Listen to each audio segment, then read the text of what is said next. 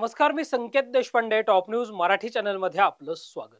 राज्याच्या राजकारणात सध्या दोन बंधूंच्या चर्चा ज्या आहेत त्या सातत्याने होताना पाहायला मिळत आहेत. एका बाजूला ठाकरे बंधू आहेत, दुसऱ्या बाजूला राणे बंधू आहेत. ठाकरे बंधू एकत्रीकरणासाठी जे आहेत ती त्यांची चर्चा होताना पाहायला मिळते. जवळपास 20 वर्षांनंतर शिवसेना उद्धव बाळासाहेब ठाकरे पक्षाचे प्रमुख, महाराष्ट्राचे माजी मुख्यमंत्री उद्धव ठाकरे आणि मनसे अध्यक्ष राज ठाकरे हे एकत्र येताना आपल्याला पाहायला मिळत आहे. तर तिकडे कुटुंब म्हणून एक आहेत, विधिमंडळामध्ये एकत्र आहेत, पक्ष मात्र वेगवेगळे आहेत.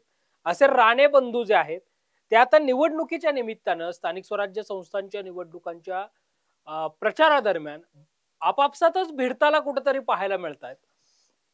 याच सगळ्या अनुषंगाने राज्याच्या राजकारणात नेमकं घडतंय काय, याच अनुषंगाने आपण चर्चा करणार आहोत.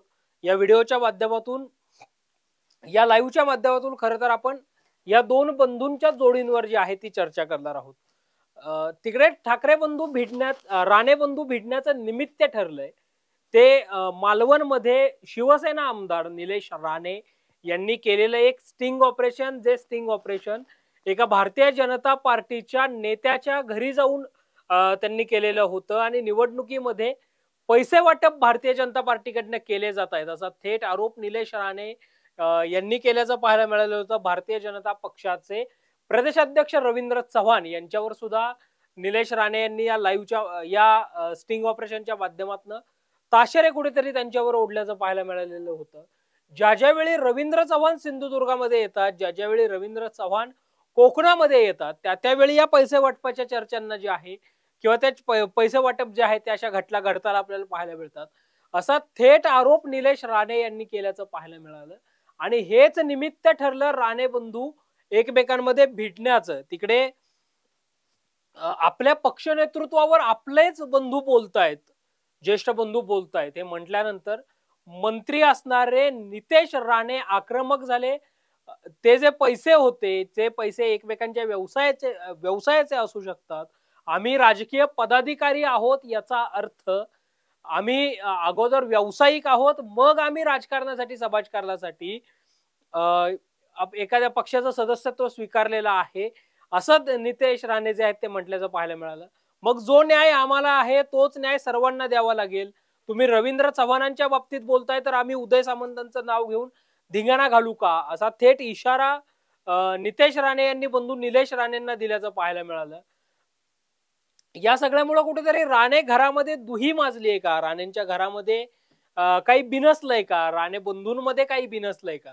कारण आता ऑन कॅमेरा भिडणारे हे बंधू काही दिवसांपूर्वी सोशल मीडियावर सुद्धा भिडल्याचं पाहायला मिळालेलं होतं. म्हणजे एका ठिकाणी नितेश राणेंनी शिवसेनेवर केलेला आरोप असेल की शिवसेनेचं वोट ट्रान्सफर हे आम्हाला झालं नाही असं नितेश राणेंनी म्हटलं असेल, किंवा निवडणुकांच्याच अनुषंगानं चर्चा वगैरे या सगळ्या होत असताना नितेश राणेंनी शिवसेना नेतृत्वावर केलेली टीका आणि त्याला निलेश राणेंनी ट्विटरच्या माध्यमातून दिलेलं उत्तर की निलेशजी तुम्ही ज्येष्ठ आहात आणि मग तुम्ही दिलेला सल्ला, आणि मग ते निलेश राणेंनी लगेच उडवलेलं ट्विट. म्हणजे दोन बंधू या अगोदर ट्विटरवर भिडल्याचं पाहायला मिळालेलं होतं. आता मात्र ऑन कॅमेरा थेट हे दोन बंधू भिडताना आपल्याला पाहायला मिळत आहेत. आणि ज्यावेळी निलेश राणेंना याबाबतचा प्रश्न विचारला जातो त्यावेळी निलेश राणे म्हणतायत घर म्हणून आम्ही एकत्र आहोत, घर म्हणून आम्ही एकत्र राहणार आहोत, आमचं कुटुंब एक आहे,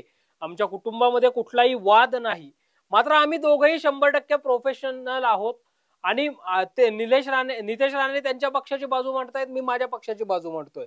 कारण या ठिकाणी जर आपण पाहिलं तर कोकणामध्ये प्रामुख्यानं शिवसेना आणि भाजपची युती होईल अशी शक्यता स्थानिक स्वराज्य संस्थांच्या निवडणुकांमध्ये, म्हणजेच आता नगरपालिका नगरपंचायतींमध्ये होती. कारण कोकण हा तसा शिवसेनेचा बालेकिल्ला जो आहे तो राहिल्याचं पाहायला मिळालं.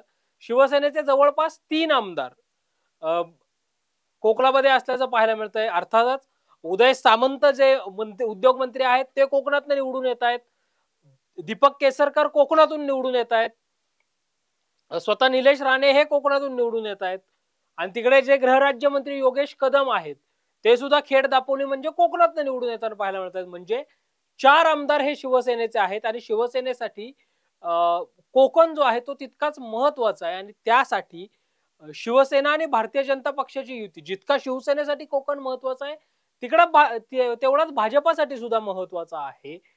त्यामुळे दोन्ही पक्षांनी जी कोकणावरची पकड जी आहे ती मजबूत ठेवण्यासाठी दोन पक्ष एकत्र येतील अशी साधारणतः चर्चा होती. मात्र प्रत्यक्षात तसं काही झाल्याचं आपल्याला पाहायला मिळालं नाही आणि त्यातून मग भाजप वर्सेस शिवसेना अशी लढत जी आहे ती पाहायला मिळते. इकडे ठाकरे बंधू राणे बंधू भिडतायत आणि तिकडे दीपक केसरकर म्हणतायत. दीपक केसरकरांनी सुद्धा या सगळ्यामध्ये एंट्री केलेली आहे. जर लक्ष्मी दर्शन होत असेल, भाजपवाले जर पैसे वाटत असतील, भाजपचे नेते जर पैसे देत असतील तर पैसे भाजपचे घ्या आणि प्रचार जो आहे तो शिवसेनेचा, कारण मतदान सुद्धा शिवसेनेला करा, असं दीपक केसरकर तिथे म्हटल्याचं पाहायला मिळालं. कोकणात मात्र राणे बंधू भिडतायत आणि इकडे मुंबईमध्ये ठाकरे बंधूंच्या एकीच्या चर्चांनी जोर पकडलेला आहे. खरं तर महेश मांजरेकरांच्या वास्तव द ट्रूथ या चॅनलला, या पॉडकास्टमध्ये मनसे अध्यक्ष राज ठाकरेंनी 53 मिनिटांची मुलाखत दिली आणि या मुलाखतीमध्ये महाराष्ट्र हितापुढे कुठलेही वाद मोठे नाहीत, त्यामुळे आम्ही दोन बंधू एकत्र येऊ असं राज ठाकरे म्हटल्याचं पाहायला मिळालं. आणि त्याच दिवशी कामगार सभेच्या भाषणात बोलताना उद्धव ठाकरेंनी सुद्धा चला मी पण आमच्यातले वाद जे आहेत ते मिटवायला तयार आहे असं म्हटले. मग त्यानंतर मग दोघां भावांची भेट होणं, मग उद्धव ठाकरेंच्या वाढदिवसा दिवशी राज ठाकरेंनी स्वतः उद्धव ठाकरेंना मातोश्री निवासस्थानी जात शुभेच्छा देणं, किंवा राज ठाकरेंच्या गणपती बाप्पाचं दर्शन घेण्यासाठी उद्धव ठाकरेंनी सहकुटुंब जाणं, संजय राऊतांच्या नातवाचं बारसं झाल्यानंतर पुन्हा राज ठाकरेंनी मातोश्रीवर सहकुटुंब जाणं, या सगळ्यामुळे कुटुंब म्हणून ठाकरे कुटुंब एकत्र येताना पाहायला मिळतंय. मात्र काल पहिल्यांदाच ना नेता ना कार्यकर्ता, उद्धव ठाकरेंनी थेट गाडी काढली. उद्धव ठाकरे स्वतः शिवतीर्थावर गेल्याचं पाहायला मिळालं. काही मिनिटं नव्हे तर जवळपास 1.5 तास या दोन बंधूंमध्ये चर्चा झाल्याचं जे आहे ते पाहायला मिळालं. आणि या दोन बंधूंमधल्या चर्चेनंतर महापालिका निवडणुकांच्या दृष्टिकोनातनं स्ट्रॅटर्जी जी आहे ती आखली गेल्याचं पाहायला मिळालं. आणि त्यानंतर आज एक बातमी अशी आली आहे की कल्याण डोंबिवली असेल, ठाणे असेल, नाशिक असेल, पुणे असेल, या प्रमुख ठिकाणी युतीबाबतची केवळ घोषणा होणं बाकी आहे, औपचारिक घोषणा होणं बाकी आहे. शिवसेना आणि मनसे एकत्र येताना पाहायला मिळत आहे. एकंदरीतच राज्याच्या राजकारणात सध्या राणे बंधू भिडले आणि ठाकरे बंधू एकत्र आले अशी स्थिती जी आहे ती पाहायला मिळते. अशाच ताज्या आणि महत्त्वपूर्ण बातम्यांसाठी पाहत रहा टॉप न्यूज मराठी, आपला महाराष्ट्र आपली बातमी. तुमची car, electric panel, data server आगीपासून सुरक्षित आहे का? नाही? मग आजच बसवा F protect temperature activated fire suppression device. यामध्ये आहे eco friendly non toxic pressurised liquid, जे आग लागल्यास क्षणार्धात ऍक्टिव्हेट होऊन आगीवरती मिळवते नियंत्रण. बसवण्यास अतिशय सोपे आणि सुटसुटीत टेकालिपचे एक दर्जेदार उत्पादन एफ प्रोटेक्ट.